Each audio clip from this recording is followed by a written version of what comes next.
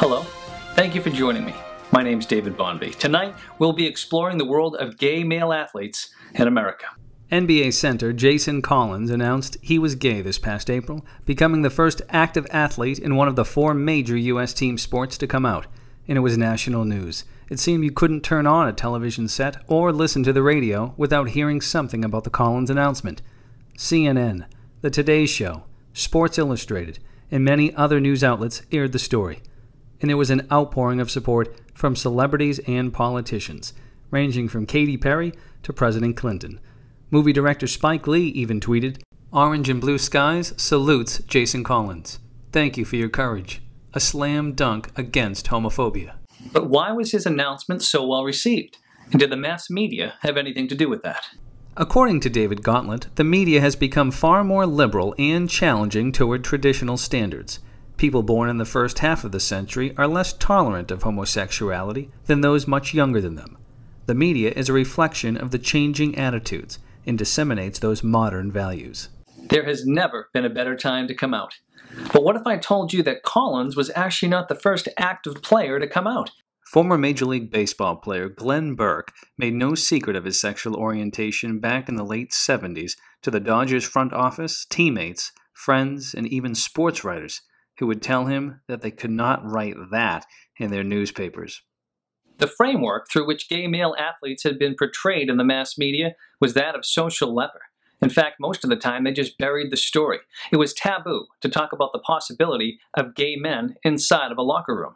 In recent years, male athletes from team sports have come out, but they have done so after their playing days.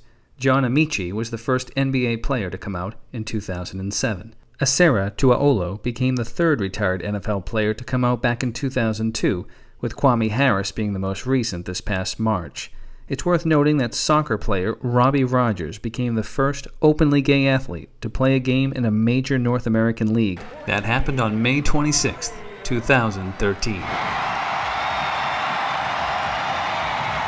All of these athletes no doubt helped pave the way for Jason Collins' historic announcement, but not everyone feels comfortable with gays in the locker room.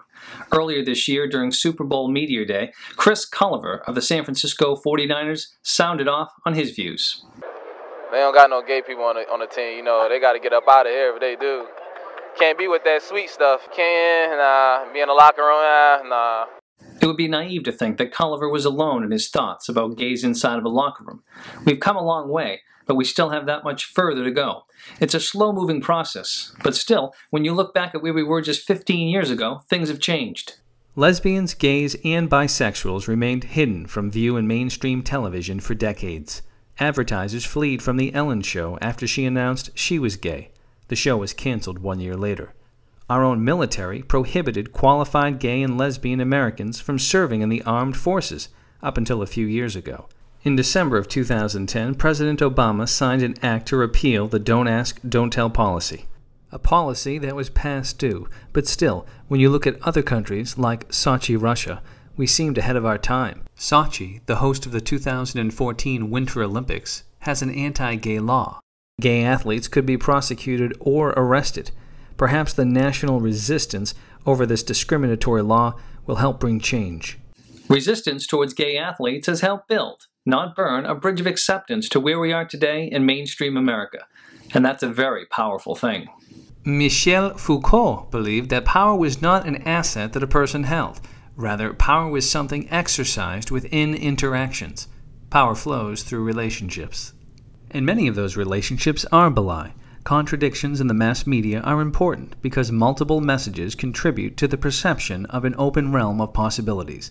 There is a world of information right at your fingertips, but there are limitations when studying gender online. 2 people could surf the net and literally never read any of the same articles, given the diversity that the internet provides, and those independent journeys will be used to shape the opinions people have on that particular topic. One final note, Jason Collins is still a free agent. Will he play another game in the NBA? That remains to be seen. Thank you for joining me. Until next time, I'm David Bonby.